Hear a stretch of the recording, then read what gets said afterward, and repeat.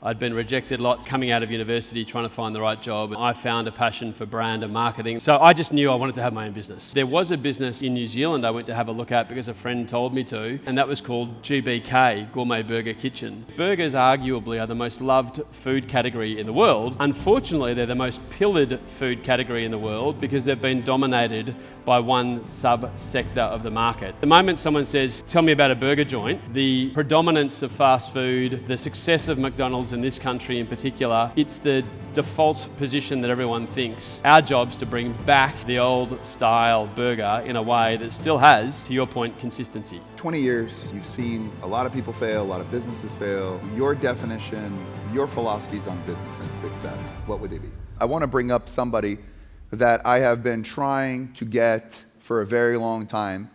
Ever since I got back to Australia post-COVID, I eat at this place all the time. That's why it looks so good.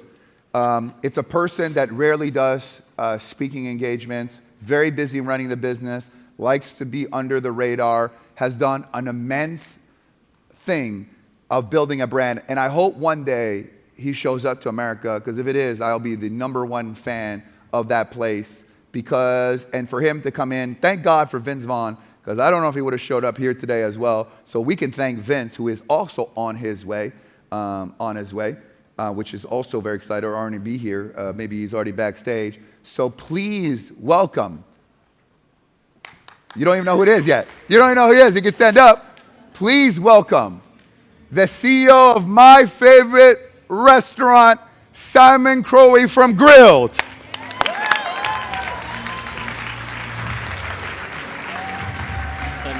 Hello, brother. Good. Thank you. Isn't that pretty cool? You see, I got smiling faces. So, first of all, thank you so much for doing this. I know. Did you get my email? I'm not very good with these emails, JT. I might have seen it there. Just give me your cell phone number right now. So, first of all, thank you. A lot of people don't know the story about Grilled. I don't even know the story. I just know that it's everywhere. And I usually schedule my time around, funny enough, because I've been to the one next to Hilton in Brisbane so many times, and the one in the Gold Coast, because we're going to be there next weekend as well. How did you come up with this concept, the name, which I think is great, by the way. I think it's a phenomenal name. How did that start? Look, I was really lucky. Years and years ago, I worked for a company called Procter & Gamble, an American company. Back then, they only recruited graduates, so I'd been rejected lots through coming out of university trying to find the right job, and Procter & Gamble, I'll always be indebted to them. An incredible company that trained from within, because their employment policy was we'll recruit only at the grassroots level, and one day that person could be the CEO. So they put lots of effort into training and developing. I found a passion for brand and marketing that sat behind that. And my father was a pharmacist just around the corner here in Brighton, and he'd been in the same spot for 34 years as a pharmacist serving the local community. So I just knew I wanted to have my own business, and it was always ensconced in me, I think, because of Dad. And then my pathway was not a straight one to find out what that opportunity might be. I left Procter & Gamble to go and work for an entrepreneur, a guy called Clyde Davenport that started a business here in Australia, and he ended up with the rights for Calvin Klein in Australia, and he had a wonderful business, and I learnt lots, and I failed in that role. I ended up with Foster's and then Foster's International, and I ended up in the States for a couple of years working as in our joint venture partnership with Miller Brewing. So I took that role to find an idea to bring back to Australia, and ironically I failed at that. In that we tried to win the rights for Build-A-Bear Workshop for Australia. Oh, wow. And that failed. They came back to us thereafter, and by that stage I'd actually moved into the burger realm. And I'd done that on the basis of mates telling me to put up or shut up, because I'd come back from the States. What do you do in the States? My boss let me travel around the country with regards to work, because I had the pleasure or the misfortune of being in the Midwest in Milwaukee. And he said, if you're in Milwaukee, mate, you can actually stay anywhere you like over the weekend if you've got work on a Monday or a Friday. So that gave me a US experience, but it also meant that I became inadvertently a burger connoisseur, and then came back home and couldn't find anything here. what was the inspiration in America, right? Obviously, there's McDonald's, which is very predominant. You're near Chicago, where the first one opened. There's a place in America called Five Guys, which is premium hamburgers, where literally it's double the price of America, and their USP is, you want some fries, they just dump the bucket, right? Yeah. But they've done very well. Post, probably after you, Shake Shack, which has become kind of peaked and kind of went down as well. So it's a very competitive. So which one was giving you the inspiration to be like, because this is very different here. Yeah, none of the burger plays, to be perfectly honest. I actually had burgers in bars and restaurants on my own, often when I was just at the end of the bar having a chat. And in the US, you're just chatting with the barman or the barwoman all the time. It's just a very collegial thing, and there's so much internal travel in the States that it's just normal that you meet strangers and you chat away. So burgers are very easy to consume, and they're sort of a relaxed food type. So it wasn't any of those other players. I had never seen Five Guys. You're right, Shake Shack was later. There was a business in New Zealand I went to have a look at because a friend told me to, and that was called GBK, Gourmet Burger Kitchen. So if anything, the blend of the Australianness of our offer isn't born out of the States. It was just the love of a burger that came from being over there for so long. So talk to me about the designing the process, right? So you go in there, when I go into grill, there's an experience from the counters, the person ordering, the bread in front, which, as someone who has a gluten allergy, that's the only in America, it's like the lettuce, which is never as good. Yep. To like, then I'll get ginger beer, and then I'll put it into one of the, local for matters. charity, for the local things, to then go and see, to bring it up relatively quick. It's a very quick process. There's a somewhat of experience that is very predictable in every single store, no matter where it is, whether it's in a mall or a sort of a location standalone. So how did you design did you get someone to say it should be like that, or you're like, this is what I envision?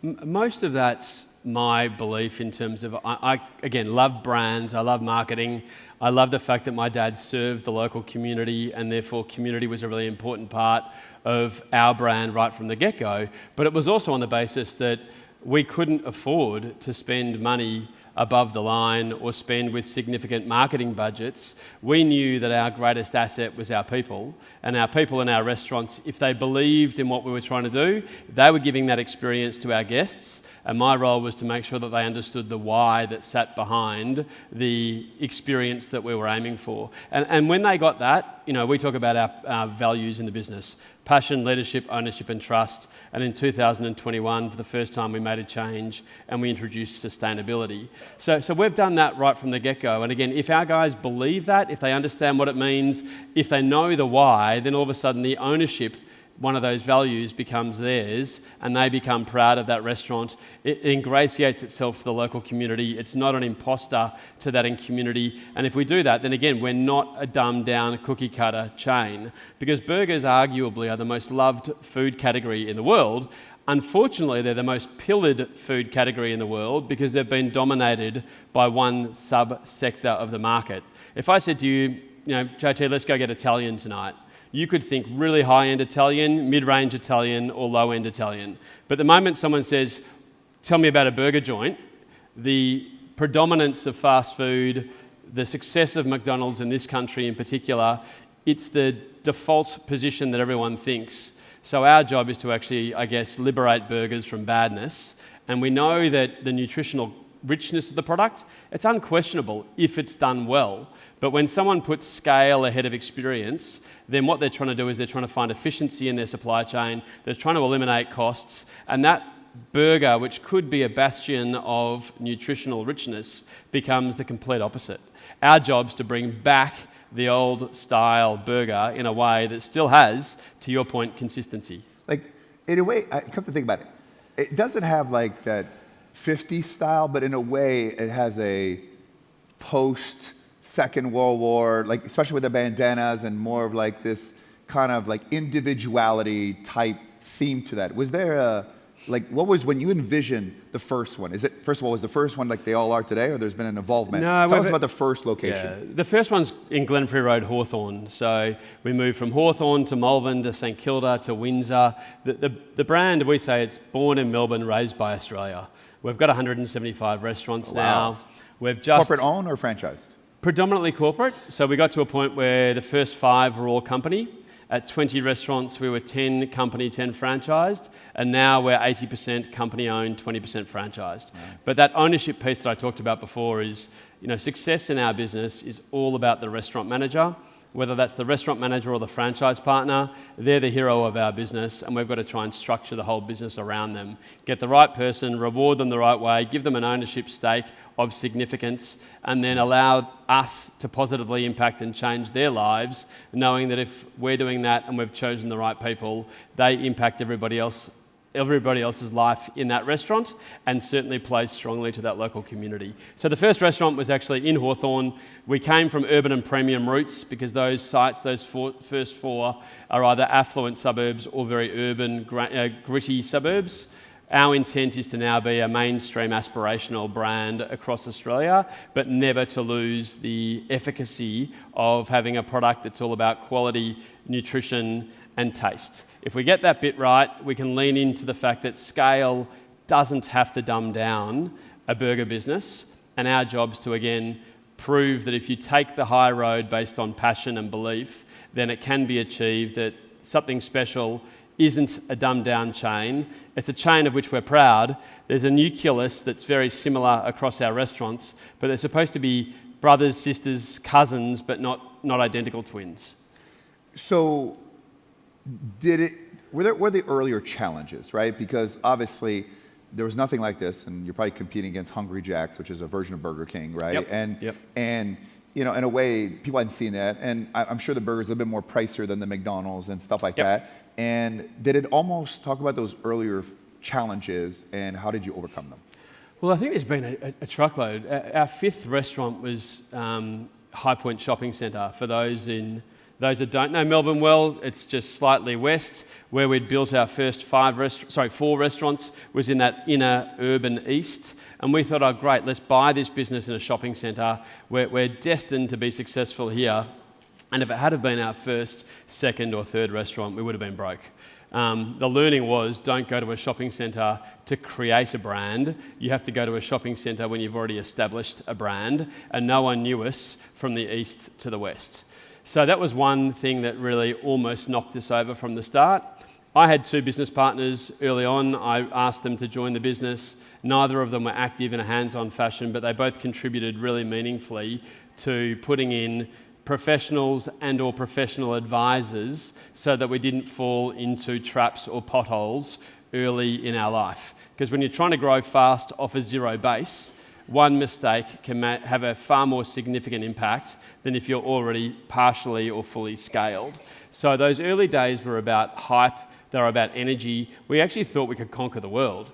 I think the challenges have become more evident as you scale the business, because a business that is reliant on an experience is a harder business to scale than one that's reliant or dependent on only efficiency and transactional methods. So ours is now a business of scale, but the opportunity is not 170 restaurants, it's not 300, it's not 500, it's potentially 700 or 1,000 in Australia. But if we want to be something that's really meaningful and go back to Procter & Gamble, what do brands do? They stand for something, they stand the test of time, and they cross borders. We've crossed a border, we've taken grilled to Bali, and that's no small feat. But it didn't actually take us to Asia, which was our original thinking.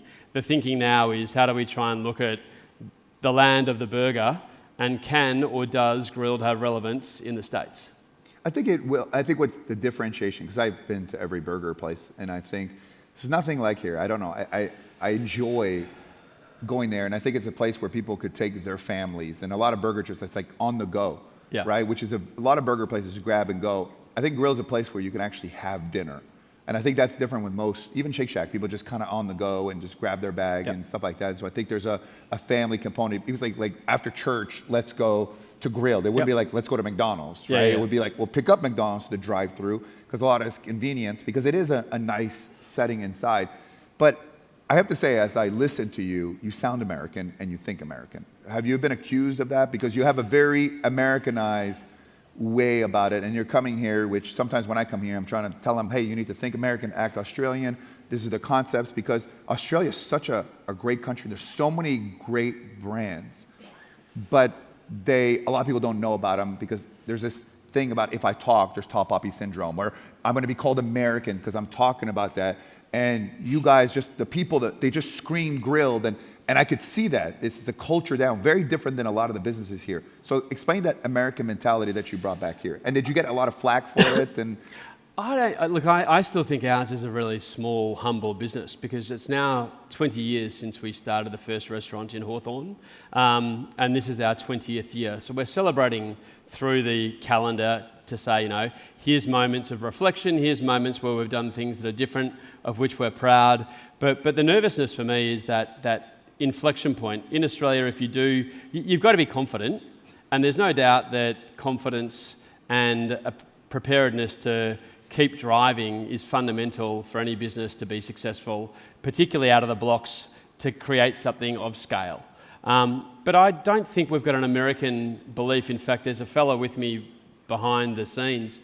His name's Scott, and his desire is to take us to the States. He keeps on saying, I'm chopping him off at the knees and I'm holding him back because I want to make sure our business in Australia is in a really robust, strong position that we can afford to put X number of people overseas and X amount of capital on the table and just say, go for it. Now, I think sometimes I'm too conservative versus the American way. And when I was in the States, I was always gobsmacked by how big Americans talked. What I did learn, however, is that some of them talk and deliver on the execution. Others are very good at talking, and generally Australians bring an executional richness or strength to a lot of businesses in the States that sometimes benefit enormously from that.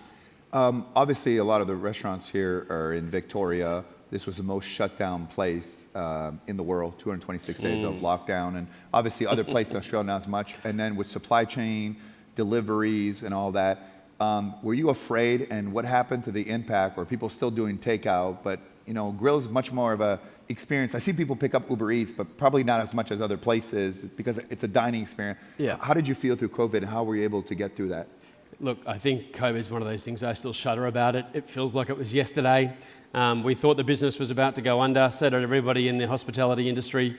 We were saved by JobKeeper, and without it, none of hospitality would be here. So I think that the legacy effect of COVID is still being felt, as ridiculous as that sounds, but the opportunity is the same as it was before. That is, get people to buy into what you believe, create pathways for growth, and our guys in our restaurants, they know what the growth opportunities are, and there's 5 different pathways, and actually try and bring something different to it so they actually understand that what they're doing is more than making a burger.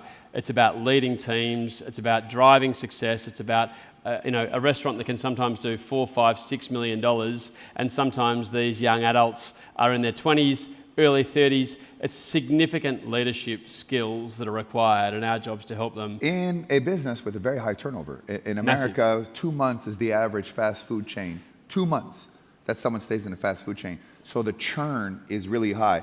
What's your churn in terms of your managers, your people, and your partners? Because you're getting to buy in. Our restaurant managers, the turnover we aim for is 25% or less, so we want them to be with us in that role for over 4 years, but we try and pipeline these guys through from team member, team leader, assistant restaurant manager, and then from that point they have 5 different pathways.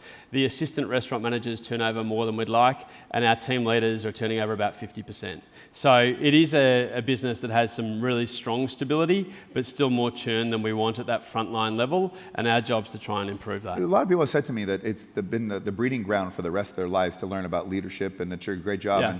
And for kids to go in an environment that is so structured but inviting, and there's very much of a team atmosphere, especially because the kitchen's open. So you can see the communication. I don't think I've ever had an order that's messed up, which, to be honest with you, you go to a lot of places, like you're like, ugh. Like there's a really attention to detail, and there's communication between the line chef versus the people making the burger versus the cashier versus delivering the numbers. It's much like a machine, and it's really impressive. And honest to God, I mean, I thought the food's phenomenal, and I've said this before, and it's interesting. We have Vince Vaughn here. I was more excited. Francie both said the same thing because we eat grill a lot. By the way, isn't he great?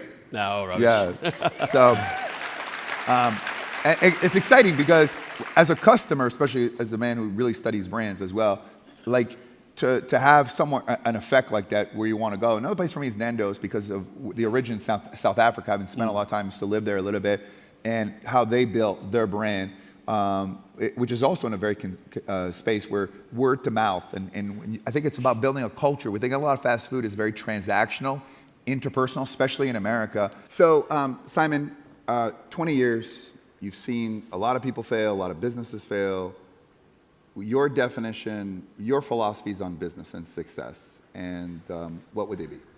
Look, inevitably I'm going to talk to brand again, right? So if you know I what wonder where you may have heard that before. I know if you're going to talk to what your brand stands for in the marketplace, is there a gap in the market, and then is there a market in the gap? Most people try to, and I get bored and I want to do new things and different things, and you've got to be really careful that you just don't go too far off the reservation, because to ingratiate or ingrain something in people's minds about what you stand for is the hardest thing to do in a competitive landscape. The food market's ridiculously competitive, and then the burger market is a subsector of the food market the most competitive. So if you don't stand for something and actually have a consistency about that, then no chance. From a personal perspective, which is probably 20 years down the track, if I was to recognise any success I might have had, it is perseverance, resilience and drive. And those three things have helped me and helped the business. Thankfully, the business is far, far bigger than me these days, but without those attributes or qualities, I don't think we'd be the business we are today. The next step is scaling, and scaling's not easy. So that is putting systems and processes in ahead of your growth curve so that you can grow into your shoes and you're not having to change your shoes all the time. Give me an idea that you tried that you're like, we're going to do this, right? It's an idea. I'm Simon. I think we're going to do this idea, and it didn't work, and why it didn't work. I reckon we've had quite a few. Most of them are product related, we've done a whole lot of different things. We introduced new salads just recently, and the complexity of it was too great. For the line, you mean? Yeah, for the line. So our challenge is to put as much complexity and product quality into the business, but make sure that we're using our suppliers and our recipes to do so upstream, so it becomes as simple as possible in the restaurant. Now, our restaurants are not simple, but we've got to be really careful they don't become too complex. So often around NPD or new product development, I've failed many times in that space. On a drinks front, I keep wanting to push alcohol further and more than we do currently into cocktails and burgers. You're never going to come to us to be a bar. We don't want you to be coming to us as a bar, but we haven't nailed how to do drinks properly as well. So they're the two things that are really obvious. There's lots of other things. What about the fried chicken? It's such a big part of American culture. Obviously, it probably did away from healthy burgers and fattening chicken. Like, have you thought about that, adding that fried component to it? We actually have introduced, and we're the only player in Australia that does this. We've got 100% Australian extra virgin olive oil, and we cook our fried chicken, we call them HFC, healthy fried chicken burgers, in that extra virgin olive oil. So no one else does that. A, it's expensive. B, there was always a talk about the fact that olive oil is flammable. It's not. It's just the fact that it's actually ridiculously volatile in price, and no one in the fast food realm would ever do it for the fact that that price is too high. So if we put product quality on a pedestal, and that's always the intent, we've got to do things differently. We realise that our burgers will be more premium. We've just got to make sure that they're not expensive. And if we're using the best ingredients we can find, we feel like we can manage that balancing act. So we think there's a pathway of significance for healthy fried chicken, and we think we can do it differently, but we haven't yet cracked that nut. What's your day-to-day look like? There's a lot of stores. You have a lot of people work. How many people work within all the grills? There's 6,000 across the country in the company and franchised, and there's 180 in the support office. And how many direct reports do you have? I currently have about 9 or 10. And so are you the person that comes in and like, what's your schedule? No, my schedule's not what it should be at the moment. I'm far better in terms of being on the ground and seeing what's happening in our restaurants to ensure and understand where we're making mistakes and or what's hitting the consumer on the front line. Give us an example of something you do. I'm in ridiculous meetings all the time now. So my diary's cactus, and that's got to change. But what I love doing is actually engaging with the guys, understanding their restaurant, talking to them about what's going on, and then talk about the different programs that we're running. And the insights are always incredible. You can take them back to the support office and say, guys, we're getting this wrong. So we're doing a lot more around centralised decentralisation. The idea that's in the support office emanates into the restaurants. All the things that are doing well or poorly come back up, and we've got this constant loop of how we actually now improve, which is a relatively newish development and actually taken from Coca-Cola from many, many years ago.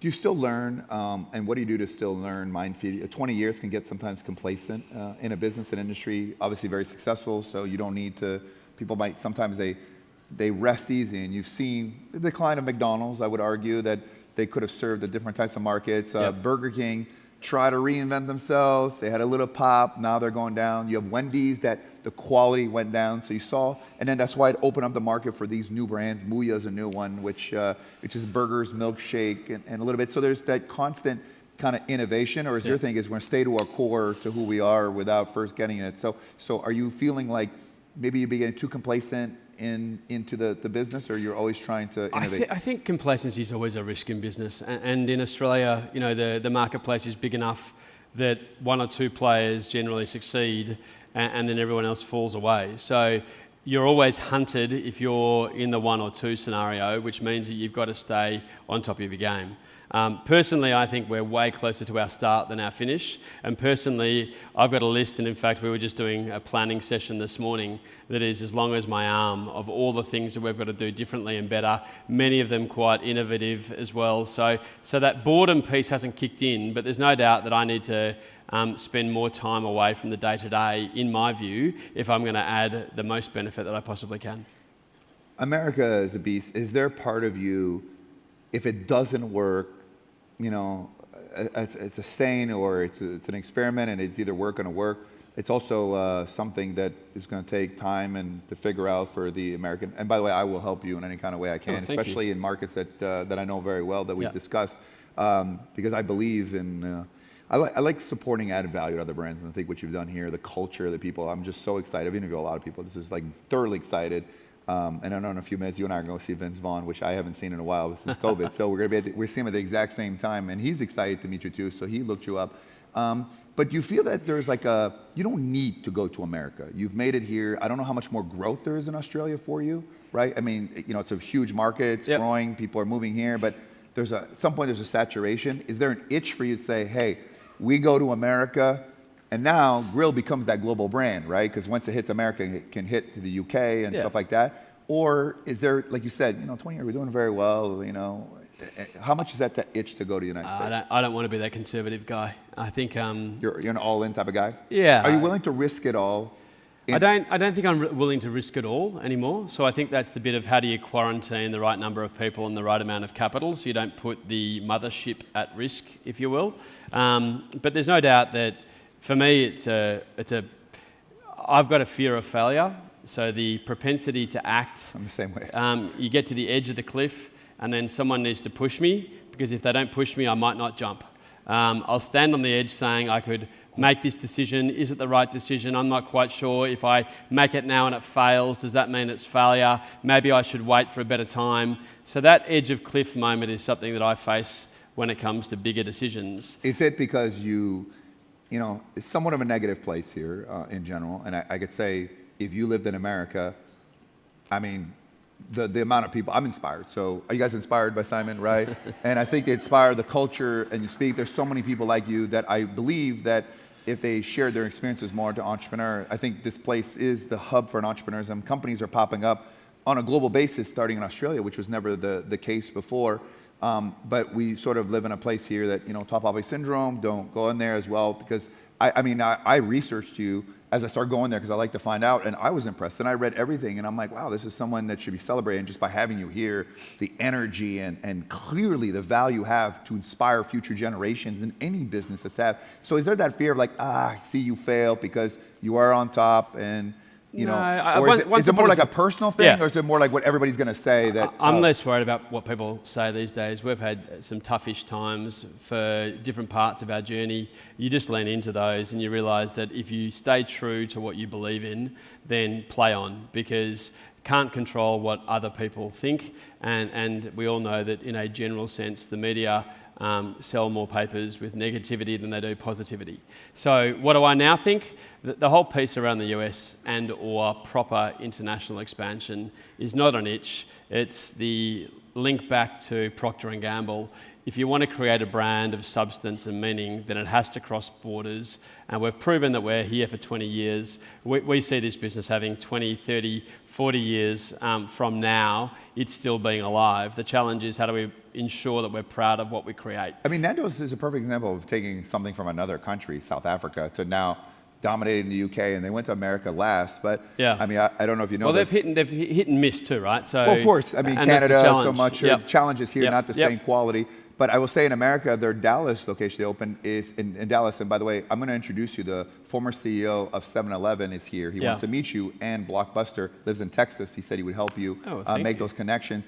But the one they opened in Dallas had the highest grossing sales of all their stores in America. And especially, I know some areas that you guys are working on. Definitely, you know, that's that vibe. Like where you're thinking about doing, it's like that culture. Like I see it. If there was one place to start, also Nashville, where I am too, has a very same type of thing, because it's a cool. I think grilled represents cool. In closing, how did you come up with the name Grilled with a D and all that? Was it like you? Was it? Actually, when I lived in the States, I traveled to New York all the time. That was my sanity check, and my mates were a lot of my friends in banking were in New York. So I actually stumbled across a place that you'd probably know called Chopped. Yes. CHOP. Apostrophe T. And I was enamored by that, and I thought, wow, that's kind of cute. So inevitably, we had 3 different names for Grilled. There was Grilled, there was another one which I'll tell you in a moment, and then we had another which was more in the burger realm. But the one that I loved was actually, well, I didn't choose it, but I still thought it would actually get cut through. Certainly not the right decision, but it was Bugger the Cow. And Bugger the Cow versus Grilled, I think one was set up for a positive relationship, one was set up for controversy, and I think the positive relationship won out. Bugger the Cow, wow. Man, you wouldn't be here with that name. That's right. Ladies and gentlemen, the CEO of Bugger the Cow. See you, Simon, a big round of applause. Thanks, brother. Cheers. Appreciate it.